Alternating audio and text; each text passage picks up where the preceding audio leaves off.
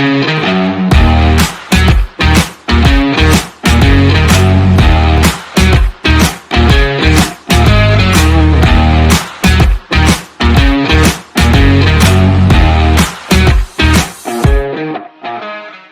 Stars in God's Hand. Halo semua, balik lagi di Polar Podcast Labora. Gimana nih kabarnya teman-teman? Semoga masih baik-baik aja, masih sehat-sehat aja. Nah, untuk episode hari ini kita mau agak membedah dikit nih tentang dunia entertainment mungkin. Nah, karena hari ini itu Polar mengundang salah satu guest yang aduh, siapa sih yang nggak kenal sama guest ini? Ini dia Kak Vanka. Halo Kak Vanka. Bisa diperkenalkan dulu Kak, namanya terus juga umur. Halo, nama aku Teli Ivanka. Sekarang umurnya berapa ya? 17 kali ya? Wih, kelihatannya sih kayak 15 Kak. Oh, kayak 15. Iya. Umurnya berapa tadi Kak? 21 tahun. Oh 21 tahun. Oh 21 tahun. Oke. Umur 21 tahun. Ih kelihatannya masih 15 tahun Ya gitu ya Kak. ampun. Nah Kak, sekarang kan kita topiknya ini tentang dunia entertainment. Tapi ceritain dulu dong Kak, sekarang kesibukannya apa? Aku kesibukannya kalau untuk dunia entertainment paling sekarang lagi jadi KOL aja sih. Apa itu Kak? KOL tuh Key Opinion Leader, kayak influencer gitu. Oke. Nah, terus kalau kesibukannya sekarang lagi mau nyelesain skripsi dulu sih, Oh. baru benar-benar fokus ke kerjaan. Sekarang Kakak semester Aku semester 8. semester 8. Boleh tahu nggak Kak kuliahnya sama jurusannya di mana Kak? Boleh, aku kuliah di BINUS. Apa tadi? Jurusannya Oh ya, aku jurusan Business Creation. bisnis. Business Creation. Oh, business creation. Wow. Nah, Kakak ini kan bisa dibilang kayak baru dikenal setelah jadi member JKT48 gitu kan Kak. Tapi sebelum nih kita ke JKT48, bisa diceritain nggak kenapa Kakak ini memutuskan buat terjun ke dunia entertainment itu? Nah, kalau sebelumnya aku cerita dulu ya, agak panjang nih. Soalnya aku emang dari kecil tuh emang pengen banget sih jadi apa ya, dulu tuh cita-citanya pengen jadi model, Oke. pengen jadi penyanyi, pengen jadi aktris, bener-bener dari kecil. Nah terus dari umur, pokoknya dari kelas 3 SD, terus SD, 3 SD tuh aku pernah ikut audisi buat nyanyi tapi belum keterima. Terus pas kelas 4 SD pernah main kayak mini series gitu. Wow. Tapi dulu pas masih kecil mamaku bilang kayak udahlah ntar aja pas SMP, karena kan masih terlalu kecil Iya, kan. Terus benar. akhirnya ya udah bener-bener pas SMP aku Fokus dulu. Iya, aku bilang ya udah pas SMP aku mau benar-benar terjun ke dunia entertain. Nah awalnya aku Oh gitu. masuk majalah Gadis dulu kan. Majalah SMA. Gadis. Iya. Masih nggak sih Kak majalah Gadis sampai Majalah sekarang? Gadis sekarang sih masih ada, cuma untuk kayak pemilihan gadis sampul aku nggak tahu ya. Tapi pernah. Aku pernah tapi cuma sampai semifinalis waktu Iya. itu. Wih, tapi udah keren banget sih Kak. Makasih. Waktu SMP. Iya, waktu Wow. SMP itu aku SMP kelas 7 ya aku ikut itu. Wow. Terus habis itu dari situ oh ya udah sampai semifinalis. Terus pas aku SMP kelas 8, jadi kakak kelas aku di SMP ada yang udah duluan jadi member JKT48 generasi Oke. pertama. Nah terus aku pas lihat dia, kok kayak seru ya, kayak nari gitu-gitu sama Emang cewek-cewek. sukanya emang nari gitu kan Kak? Kakak? Iya, aku emang suka sih dari kecil. Terus akhirnya ya udah aku kepikiran udah coba audisi aja yang generasi kedua. Akhirnya aku audisi dan keterima. Wow, keren banget sih Kak. Tapi emang kayak wow banget sih karena bisa ngundang nih Polar anggota mantan JKT48. Wih, itu keren banget sih. Kalau misalnya teman-teman member favorit di JKT48 siapa? Ayo. Kalian siapa? Gak tahu. Kalau aku sih Kak Vanka ya. Kalau aku sih Kak Vanka. Bisa aja.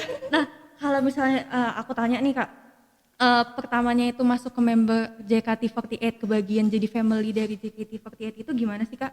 Apa karena Kakak ini kan masih waktu keterima itu umur berapa? Aku keterima umur berapa ya? Umur 13 tahun. Wow, 13 tahun. Nah, itu gimana sih Kak bisa masuk sampai ke situ tuh gimana rasanya? Kalau caranya ya pasti pertama aku audisi dulu tuh kan, bertahap, lolos. Rasanya sih waktu itu kayak seneng banget karena kayak selama ini kan aku udah kayak ikut audisi tapi kayak belum sempat sampai yang lolos kan. Tapi pas kali ini lolos tuh kayak oh gini ya rasanya, kayak baru apa ya, bukan berhasil sih, kayak bisa lolos audisi, terus bisa apa ya, pokoknya waktu itu rasanya seneng sih. Tapi waktu umur 13 tahun itu sesuatu yang kayak bikin kakak bebani nggak sih kak? Kan karena umurnya kakak masih kecil gitu. Waktu awal masuk sih jujur aku kaget. Kaget. Aku kaget karena jadwal kerjanya tuh bener-bener, kalau misalkan pekerja kantor kan ada 9 to 5, 9 to 5, gitu benar. kan. Sedangkan kalau aku di umur aku yang kecil itu aku bisa kerja sampai pagi yang kayak gitu-gitu, aku kaget banget sih. Ditambah lagi aku masih sekolah gitu kan. Sekolahnya tetap ini kak, seperti biasa. Waktu aku awal-awal masuk JKT aku sekolah bener-bener kacau banget sih. Aku kan masih SMP tuh, SMP Iya, kelas 2. Aku tuh bisa nggak masuk tuh kayak sebulan kali karena bener-bener secapek itu. Tapi semua orang tuh tahu kalau misalnya kakak itu nggak masuk sekolah karena tahu. Oh gitu. Oke. Terus kalau reaksi orang-orang tuh waktu dengar kakak bisa masuk ke JKT48 itu gimana? Reaksi orang-orang sih kaget plus apa ya, plus nyemangatin aku sih. Soalnya waktu audisi juga aku kan ada acara ya gitu kan di TV. Jadi teman-teman aku tuh nonton. Jadi tuh mereka tuh kayak selamat ya, selamat gitu Wah, sih. keren banget sih. Ketemu sama teman-teman di JKT48 gimana kak? Teman-temannya? Pertama sih seru-seru ya karena kan cewek-cewek juga. Terus ditambah waktu itu kan generasi kedua kan. Terus Apa sih bedanya kak generasi pertama jadi tuh? sebenarnya kayak sekolah aja, kayak kalau generasi pertama itu tuh dia masuk duluan, kayak mereka tuh kalau nggak salah audisinya 2011, aku kan 2012. Wah, 2011 udah lama banget ya kak? Iya, nah terus kayak ketemu mereka yang kayak udah duluan perform, kayak apa ya, kayak starstruck gitu loh, kayak ya ampun gue bisa ketemu mereka, gue bisa, Kayak seniornya di iya kayak gue bisa jadi bagian mereka juga, itu sih rasanya senang. Wih, keren banget sih kak. Nah, sekarang kan posisinya kakak itu udah graduated dari JKT48. Ada nggak sih kak pengalaman paling berkesan bagi kakak selama di sana? Banyak banget sih. Atau semua berkesan menurut kakak? Sebenarnya pengalaman aku di sana itu kayak naik turun. Tapi yang paling berkesan itu waktu aku kan graduate. Nah, jadi tuh kalau di JKT itu ada yang bisa graduate atau yang emang bener-bener resign. Nah, aku kan memilih graduate kan. Jadi aku bisa apa ya, istilah kayak punya konser rame-rame gitu. Oh, jadi kalau misalnya setiap graduate itu digelar konser gitu? Dia adain konser. Nah, yang paling bikin berkesannya itu aku graduate sama teman-teman aku yang lainnya, kayak jadi kita bikin konser bersembilan. Konser berkesembilan gitu? Iya, jadi benar-benar itu sih yang bikin berkesan karena selama ini sebelum aku belum ada konser bersembilan khusus member yang graduate. Jadi itu pertama kali. Itu tahun berapa kak? Tahun 2019. 2019. Oh, masih baru-baru gitu ya? Iya. Oh gitu. Terus nih kak, kan kakak ini sekarang udah kuliah ya? Iya. Nah, tapi di sisi lain kakak ini adalah seorang bisa dibilang influencer slash artis slash terus selebgram gitu ya. Gimana sih kak membagi waktu antara itu semua, antara kuliah dengan pekerjaan di entertainment itu? Kalau misalkan sekarang, kalau boleh jujur, karena kan kebanyakan kerja di rumah ya, kerja di rumah jadi lebih gampang gitu loh, bagi waktunya. Kalau waktu itu aku waktu kuliah semester 1 sampai 4 itu aku masih JKT tuh.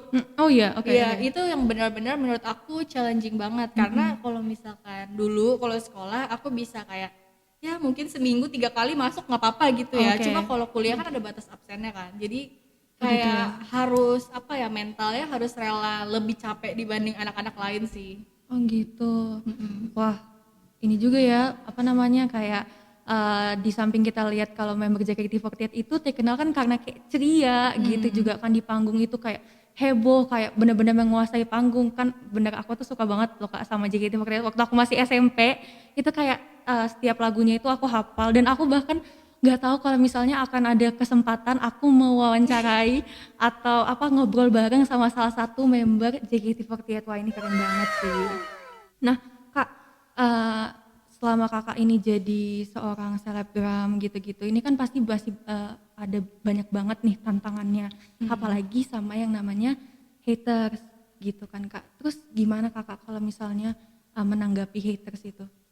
Kalau aku sih biasanya menanggapi dengan positif ya. Misalkan kayak kalau aku sih untuk nge-haters yang kayak ngejelek-jelekin aku gimana banget, aku balesin tapi kayak ya udah aku balesin dengan baik. Karena kalau kita balesin dengan jahat berarti kan sama aja kita mulutnya kayak dia gitu kan. Kalau aku sih lebih kayak gitu ya, mungkin karena dari kecil aku udah di dunia entertain jadi udah lumayan terbiasa sama Iya kan? omongan-omongan kayak gitu, jadi sekarang sih mungkin jadi lebih santai aja Tapi kalau nanggepinnya. misalnya hatersnya itu apa namanya mulai ngata-ngatain keluarga kakak gimana? Kalau itu sih sebenarnya emang nggak bisa dipungkiri ya, Iya, karena kan kita kan pasti aku iya. dulu waktu di JKT sempet sih ada yang kayak gitu. Tapi aku kalau misalkan aku sih lebih ngatasinnya apa ya? Aku speak up gitu loh, kayak speak upnya tapi yang positif aja.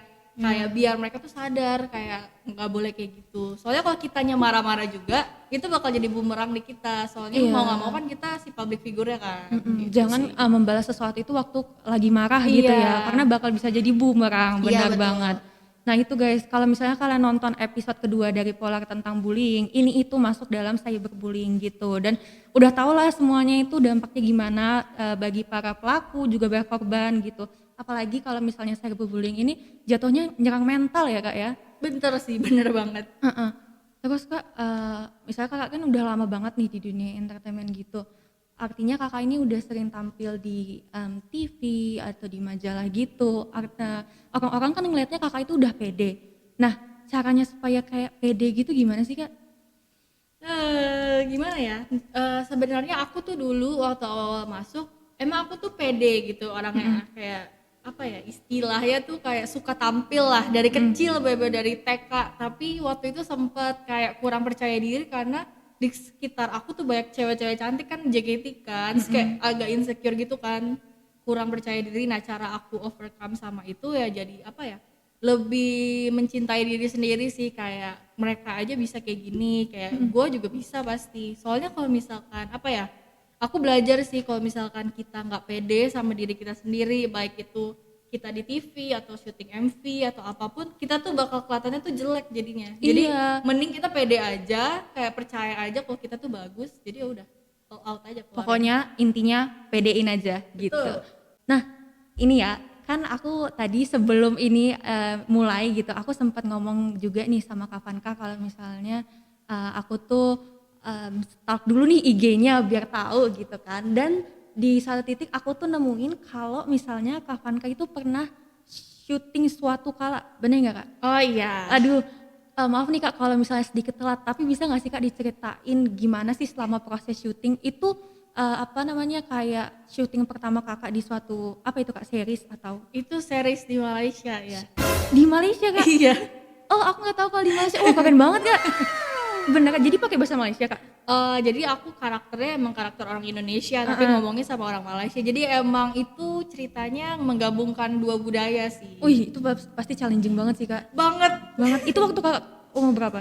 Itu aku berapa ya? Pokoknya aku udah kuliah Series semester 4. 2020 tahun lalu ya? 2019. 2019. Wah itu gimana Kak? Coba bisa diceritain nggak Kak? Itu aku juga bingung sih karena Bingung juga? kayak yang kontak aku buat casting tuh PH Malaysia.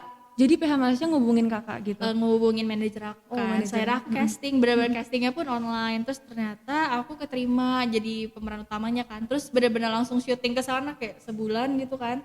Pas di sana sih aku bener-bener apa ya, karena sebelumnya tuh pernah main film kayak tapi tuh bukan yang pemeran utama gitu, kayak ya udah yang kayak misalkan 1 scene 2 scene kayak gitu udah pernah, cuma kayak bener-bener yang Ini kayak pertama main kali. karakter tuh pertama kali dan itu di Malaysia. Jadi Di Malaysia syutingnya? iya, Wow keren banget. yang bikin challenging itu kalau misalkan kita berakting, kita kan harus tahu banget karakter kita, maunya sutradara kayak gimana, kayak gitu-gitu. Nah, aku tuh harus memahami dengan bahasa merekanya, itu tuh kayak lumayan sulit awal-awal. Ada nggak kakak itu les dulu gitu loh, maksudnya bahasanya, les bahasa buat 2 bulan mungkin supaya lebih lancar bahasa Malaysianya? Enggak sih, aku enggak les. Nggak ada? Soalnya itu benar-benar semua secepat itu aku casting. Wow, fast learner ya berarti Aku kakaknya? casting 2 minggu setelahnya atau 3 minggu aku langsung ke Malaysia, langsung reading segala macam. Kenapa sih kakak memutusin buat ngambil itu peran? Karena kalau aku ya, aku personally itu emang orangnya suka hal baru yang Oh ya, menantang. menantang. Iya. Oke. Jadi kayak menurut aku kalau ada kesempatan gak kita ambil tuh sayang banget sih. Iya ya benar juga. Tapi kayak langsung di Malaysia gitu loh Kak, kayak kan mind blowing banget Kak. Iya. Nah aku kira itu tuh kayak salah satu series Indonesia gitu kan, yang ditayangin di TV-nya Indonesia, dan ternyata itu di Malaysia Iya. gitu. Terus kalau di sana kayak momen paling berkesan deh menurut Kakak ada nggak di waktu syuting di situ? Momen paling berkesannya itu selama proses syuting sih, karena apa ya, di sana tuh tim-timnya baik-baik banget ternyata. Karena aku kan juga takut kan di negara asing, terus sama orang-orang yang gak aku kenal, tapi ternyata tuh mereka semuanya friendly dan apa ya, kayak seneng aja sih punya pengalaman baru di sana. Oke. Oke Kak. Nah ada nih satu pertanyaan yang aku personally yang pengen nanyain ke Kakak Oke. gitu kan. Karena Kakak udah lama di dunia entertainment, ini aku ngulang lagi karena beneran aku tuh sekagum itu sama Kakak. Makasih. Bener. Kakak kan pasti udah sering namanya kayak stres, pasti kan karena dari kecil gitu. Coping mekanismenya Kakak itu gimana sih? Coping mekanisme itu kayak cara untuk menghilangkan stres atau meredakan lah, setidaknya mengurangi stresnya itu menurut kalau Kakak itu gimana gitu? Kalau aku ya, kalau dulu di JKT kayak tiap hari pasti ada lah masa-masa kayak lagi stres, lagi gimana-gimana. Pasti. Kalau dulu tuh enaknya karena kita tuh bener-bener apa ya, teman-teman ceweknya tuh kayak teman-teman di sekolah yang gengan gitu aja. Jadi tuh pas nyampe ke sana tuh pasti moodnya naik lagi. Kayak school vibes gitu. Iya betul kayak gitu. Nah jadi kalau dulu tuh ya udah kayak ketemu teman-teman, udah ketawa gitu kan. Nah kalau sekarang aku lebih apa ya, kayak kalau misalkan lagi stres pasti aku kayak cari kesibukan lain, kayak contoh. Pokoknya kayak udah kayak cari aja yang lain kesibukan biar nggak fokus sama masalah itu kan. Iya, contohnya aku suka nyetir sendiri, Oh, kayak keliling-keliling iya, itu sambil tuh- dengerin lagu. Itu keren loh. Kayaknya aku kalau misalnya punya masalah gitu, coping mekanisme salah satunya itu deh. Iya, soalnya menurut aku itu bener-bener apa ya, Enjoy banget ya, iya kayak jadi calm. enjoy banget. Wah, Gitu sih. terus sambil dengerin lagu yang kayak mellow atau enggak, atau mau dengerinnya lagu JKT48 juga Kak? Enggak sih, ntar aku joget di Iya. mobil. Karena kalau JKT48 itu lagu-lagunya itu bikin semangat gitu ya, bikin Iya, kayak loncat-loncat iya, betul. gitu. Nah, terus itu Kak, mungkin itu salah satu coping mekanismenya Kakak, dan bisa juga coping mekanisme setiap orang itu berbeda-beda gitu. Nah, selain itu Kakak selain jadi di suatu kala itu, tadi judulnya apa ya Kak? Satu kala Timun Mas. Timun Mas itu. Pernah ini apa lagi Kak? Bentar. Apa ya? Aku sebelumnya cuma kayak di satu scene itu doang sih yang keluarga Cemara itu. Tuh kan kamu nggak tahu kan? Tapi aku belum nonton juga sih. Oh, kamu belum nonton? Nanti kalau aku pulang-pulang nonton, terus nyarinya scene yang ada Kak Vanka doang Ya gitu. udah cari pokoknya. Nah kalian yang pernah nonton Keluarga Cemara itu pernah nggak nyadar nggak kalau ada Kak Vanka? Soalnya ternyata Kak Vanka ini juga pernah main gitu loh di film ini gitu. Itu film pertama Kakak? Bisa dibilang pertama mungkin ya, karena dulu JKT juga punya film sendiri. dulu. Aku ada cuma kayak apa? Masih ya udah kayak cuma Sekilas ada doang, doang gitu di sekilas situ. doang. Tapi di Keluarga Cemara itu peran Kakak jadi apa Kak? Jadi peran aku di Keluarga Cemara itu kan ceritanya Oise pindah dari kota ke desa kan. Oh iya aku tahu. Kamu belum nonton tapi ya? aku tahu, tapi udah kan udah lama tuh Kak filmnya, iya. jadi kayak spoiler Gak tuh udah apa-apa di kan? mana-mana. Ya udah. Ya udah. Nah, terus kayak pas dia pindah ke desa, terus kan dia ninggalin teman-teman yang di kota kan. Nah, pokoknya intinya aku yang menggantikan si posisi Eis itu di kota Oh gitu. gitu.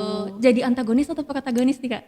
Apa ya? Aku tuh bingung karena sebenarnya cuma kayak 1 sampai 2 scene doang sih. Mungkin protagonis kali ya. Karena Kakak mukanya cocoknya protagonis sih Kak. Kakak kayaknya belum pernah main apa di film jadi antagonis gitu, pernah nggak Kak? belum pernah. Tuh kan karena mukanya muka protagonis. Tapi aku tuh bener ya kayak setelah pokoknya sebelum aku keluar tuh sebenarnya sempet ada tawaran film gitu dan aku tuh selalu jadi karakter yang kayak sedih tertindas gitu loh kalau misalnya habis casting. Nggak pernah nanya gitu kenapa dipilihnya jadi yang peran yang tertindas gitu. Cuma aku nggak tahu sih, mungkin biasanya kan kalau yang casting director kan emang udah lebih tahu apa ya tipikal muka Mungkin aku tipikal mungkin muka- ya Tipikal muka sad girl kali ya. mungkin. Oh gitu. Kalau misalnya dibandingin sama jadi artis ataupun jadi influencer, Kakak tuh lebih nyamannya jadi apa Kak? Atau nggak jadi dua-duanya gitu? Apa ya sebenarnya aku tuh suka dua-duanya, cuma kalau untuk sekarang karena aku lagi sibuk kuliah juga mungkin ya aku Oh, iya. lebih nyaman jadi influencer sih karena menurut aku kerjaannya masih lebih fleksibel. Kalau Oke. misalkan jadi artis, misalkan aku main sinetron, main FTV, iklan ataupun film, itu tuh jadwalnya tuh bener-bener sesibuk itu, kayak aku harus luangin waktu aku kayak sebulan 2 bulan untuk fokus di sana. Sedangkan kuliah aku nggak bisa ditinggal gitu. Wah, kalau misalnya dosennya gitu ngerti nggak sih kalau kakak ini kalau misalnya nggak kuliah itu karena itu? Gimana ya, sebenarnya beda-beda tergantung universitasnya sih, tapi kebetulan di kampus aku seketat itu. Seketat itu. Aku waktu yang syuting Timun Mas kan aku semester 4 kan, Iya. aku bener-bener gak masuk kuliah. Semester 4 tuh lagi sibuk-sibuknya nggak sih kak? Iya, aku gak masuk kuliah 1 bulan dan itu ya udahlah aku pasrah. Heeh. Oh ya gitu. Iya. Wow, ternyata di balik Kavanka yang kelihatannya itu benar-benar ceria, terus kayak lu gitu. Ini perjuangan dari seorang Kavanka dari kecil sampai sekarang yang apa namanya dari kecil tuh dikenalin sama dunia entertainment sampai sekarang ini udah sesukses sekarang. Udah pernah jadi member JKT48, udah pernah main film, sekarang jadi influencer dan lain-lain gitu, udah inspirator banget sih kakak. Terima kasih ya kak udah datang di podcast Labora episode keempat kali ini.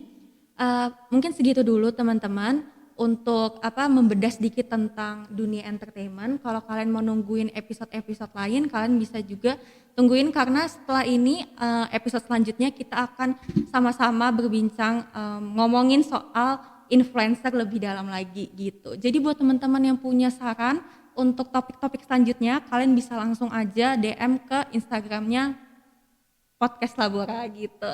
Jangan lupa terus buat stay tune di YouTube-nya Podcast Labora, terus juga di Instagramnya Podcast Labora, dan tentu aja di Spotify-nya Podcast Labora, oke? Karena kita akan upload 2 minggu sekali, jadi jangan sampai ketinggalan gitu teman-teman. Oke teman-teman, terima kasih udah mendengarkan podcast hari ini. Aku harap kalian selalu sehat dan jangan lupa bahagia. Dadah!